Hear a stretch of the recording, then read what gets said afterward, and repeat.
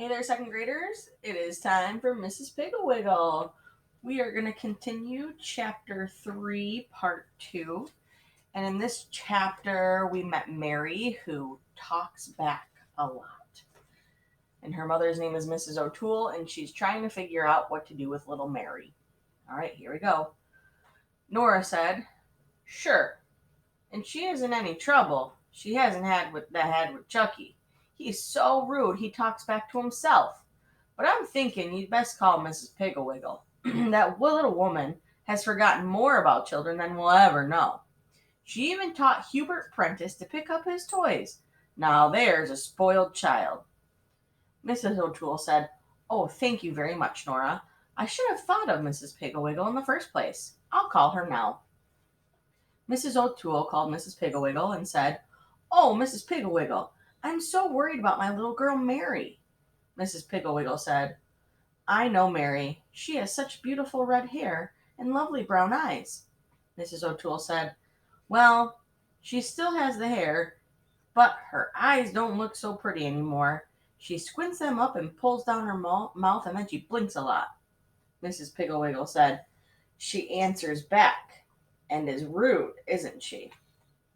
Mrs. O'Toole said, "Yes, she is. But how did you know? I hope that she hasn't been rude to you." Mrs. Piggle-Wiggle said, "Oh no, Mary is always very polite to me, but I recognize the answer backer symptoms." "When was she first really rude?" "Yesterday afternoon, right after school. She was rude to her dear Mrs. Crabtree, her teacher, and when I sent her to her room, she made a hideous face and said, 'I'll do it because I want to, not because you tell me to.' Mrs. Piggle-Wiggle, she walks in such a way that her braids twitch, and even her back looks rude." Mrs. Piggle-Wiggle said, "Don't worry, Mrs. O'Toole. Some of the most charming children I know were once answer-backers.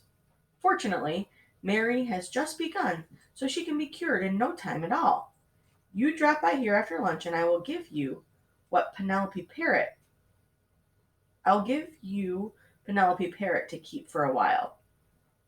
Mrs. Garrison has been using Penelope, but she has had her for a month now, and Gary should be cured by now. Now, don't worry, Mrs. O'Toole.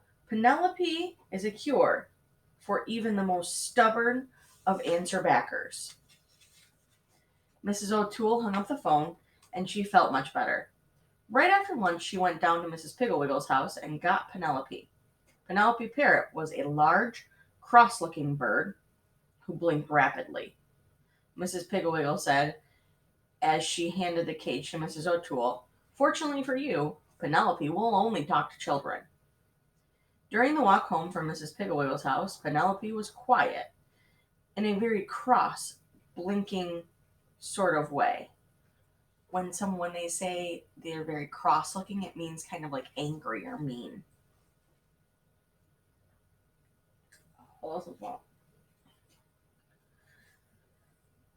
And when Mrs. O'Toole hung up her cage in the kitchen, she hunched down and put her head under her wing.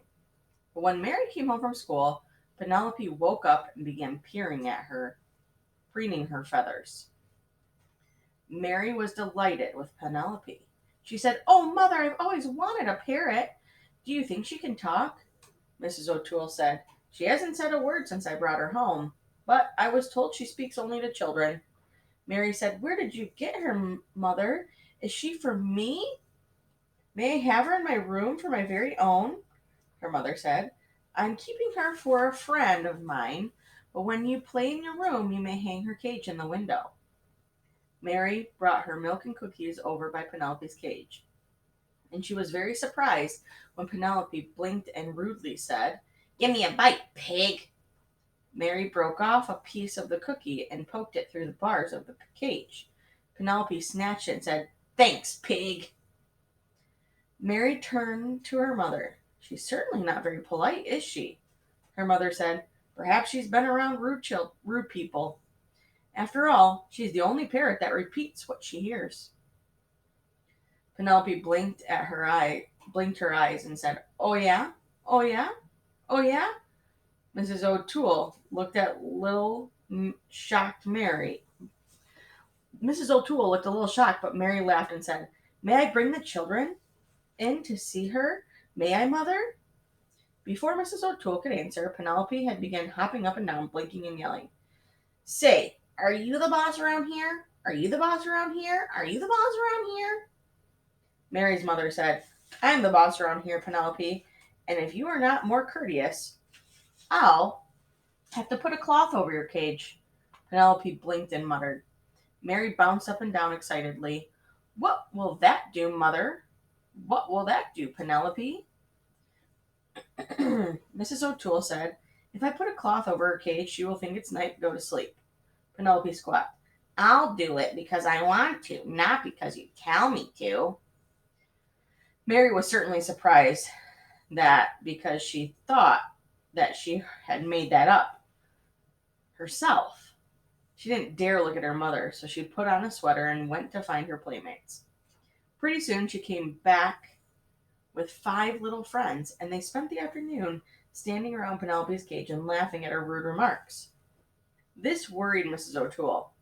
If Mary thought Penelope was so amusing, then perhaps she would imitate her and become ruder than ever. So she called Mrs. Piggle-Wiggle. She said in a low voice to the children in the kitchen, so the children could not hear her in the kitchen, "Mrs. Piggle-Wiggle, I'm rather worried because although Penelope is very rude to the children, they don't mind it at all. Mary thinks it's very funny and laughs at everything she says." All right, make a prediction. What do you think is going to happen with Mary and Penelope? See you next time.